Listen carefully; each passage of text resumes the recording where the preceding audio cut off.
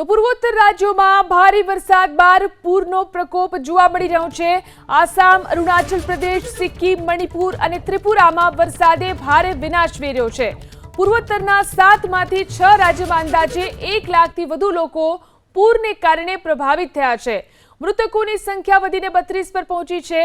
ભારે વરસાદને કારણે બ્રહ્મપુત્રા નદી ખતરાના નિશાન પર વહી રહી છે। આસામના 15 જિલ્લામાં પૂરની ચપેટમાં આવી ગયા છે, તો મણિપુર અને ત્રિપુરામાં પણ જળબંબાકારની સ્થિતિ છે। સિક્કિમની તમામ નદીઓમાં ઘોડાપૂર આવ્યું છે, જેને લઈને નદી કાંઠાના ગામો બેટમાં ફેરવાયા છે। આસામની 10 મોટી નદીઓ જોખમી સ્તરથી ઉપર વહી રહી છે। આસામમાં રેલવે ટ્રેકથી પણ પાણી વહેતા રેલ વ્યવહાર ખોરવાઈ ગયો છે। ત્રિપુરામાં સતત વરસાદને કારણે અનેક વિસ્તારમાં પાણી ભરાઈ ગયા છે। ત્રિપુરામાં 1300થી વધુ પરિવારોએ રાહત છાવણીમાં આશરો લેવાની જરૂર પડી છે।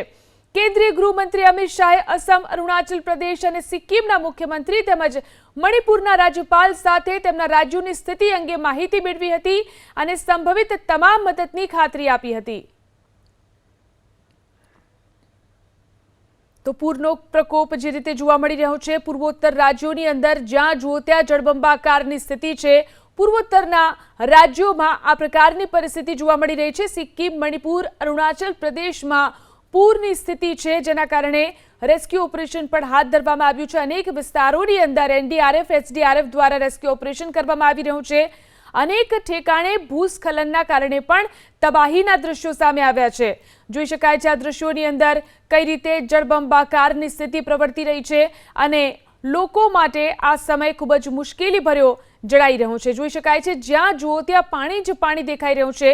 પૂર્વોત્તરના રાજ્યોની આ સ્થિતિ છે। ભારે વરસાદ અને પૂરની સ્થિતિ અહીં જોવા મળી રહી છે।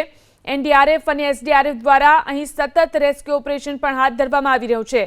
અસમ, મિઝોરમ, અરુણાચલ પ્રદેશ આ તમામ પૂર્વોત્તરના રાજ્યોની અંદર ભારે વરસાદ ખાબક્યો છે અને ભારે વરસાદને કારણે અનેક વિસ્તારો જળબંબાકાર થઈ ગયા છે। મોટા પાયે નુકસાન પણ થયું છે।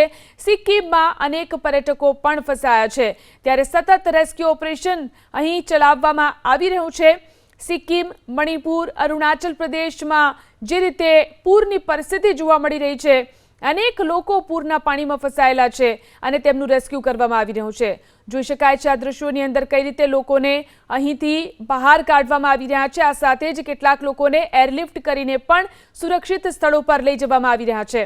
અનેક પર્યટકો સિક્કિમની અંદર પણ ફસાયા છે। પૂર્વોત્તરના રાજ્યોમાં કુદરતનો આ રીતે પ્રકોપ જોવા મળી રહ્યો છે।